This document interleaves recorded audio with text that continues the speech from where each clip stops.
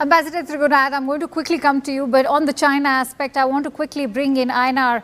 Einar, skeptics are still asking if this engagement can be trusted because, as I highlighted, there's going to be the parade where the Pakistani army chief is going to be hosted by China. You're going to have a host of bilaterals, including one with the Russian president as well. And also, we still have critical issues to be papered over. How much rests on China's own engagement with the United States? US is very clear. I mean, the US president is very clear. Donald Trump is bound to woo China back into his good offices.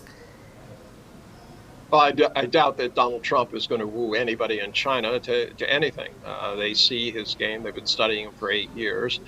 They are slow playing him because they know that the moment they make a deal with Donald Trump, unless it's transactional, kind of checkpoint Charlie, I give you this, you give me that, he will be back for more. Remember, he was the one who said he created the greatest deal ever when he walked away from TPP and then forced Mexico and Canada into an asymmetrical deal that benefited the U.S., which he then promptly tore up in his second term, claiming it was a terrible deal. So everybody knows that there's no dealing with him. He is just out there, a playground bully, somebody who likes to walk around the lunchroom taking people's money and whatever else he likes. And that's not going to change. So there's no wooing going on. But can China be trusted when it's engaging with India's one that is held responsible for orchestrating terrorism in India, not to forget the most recent being 22nd of April in Kashmir? Okay, so you want to push this narrative that somehow it's always China at fault, and you no, it's not about being at fault, but it's not about. Please don't interrupt me. I've listened to this line of thinking along. There are different narratives on different sides. I'm an American. I listen to both. I try to make sense of them. Right now, you have an organization, the SCO, which is dedicated to fighting exactly what they said they were going to do today against terrorism, separatism, extremism. There has to be mechanisms so that when a country says somebody has done something, it can be verified by everybody. Once that happens, any state actor who is involved needs to be punished. But you also have to keep in mind that when you take unilateral action without an end game, you endanger everybody. And this is a real situation. Nobody knew. Let's say India had succeeded in crippling Pakistan. What comes out of it? The most extreme elements are the ones, if the government falls, it's the most extreme elements who are organized and who are dedicated, and the ones who would probably use those nuclear weapons. Right? This is not good for everybody. There has to be measured approaches, and there has to be a way to use peer pressure. That is what this whole issue of SCO is about. No one can lord it over it. No one is saying, I'm going to take my arm in and go beat you up. This is about peer pressure, people living together, a multipolar world which is dedicated to every country's security, every country's path to development, and respect for the sovereignty and differences of those countries.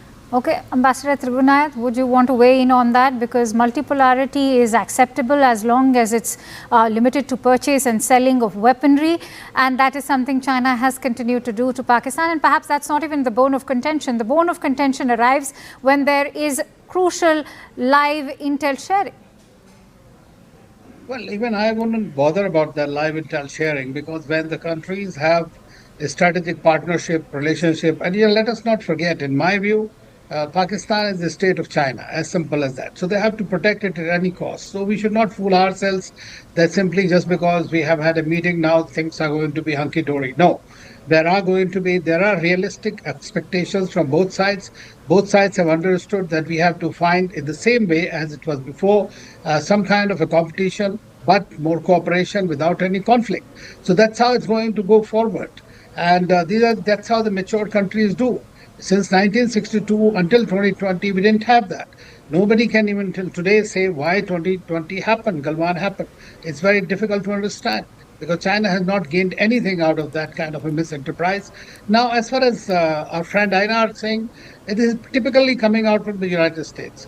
When something happens in 9/11, you go and bomb a country. None of the Afghans were involved in that war. They were Saudis, their great friends whom they had used to create with Pakistan, this Taliban, the Afghanistan, and then you create the country, go and bomb the country. I was ambassador to Libya, you go and bomb the country. You indulge in regime change, there is nothing wrong with it.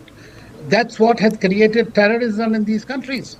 As far as India is concerned, India has been suffering from terrorism for the last 4 decades, and from cross-border terrorism from Pakistan. China has been shielding in the United Nations 1267 committee all the terrorists every time we have brought them up to be done. Now, as far as this particular Pahalgam case is concerned, we have shared the intel, whatever we had.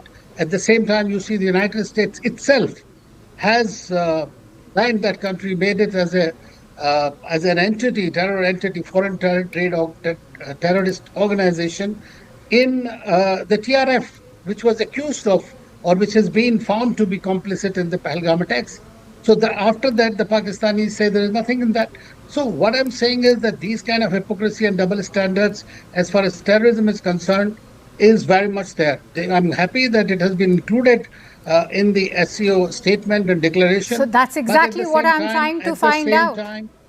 At the same time, let us be very clear that these kind of double standards and hypocrisy as far as fight against terrorism or climate change is concerned is not going to go anywhere. These are our wars, and we have to fight.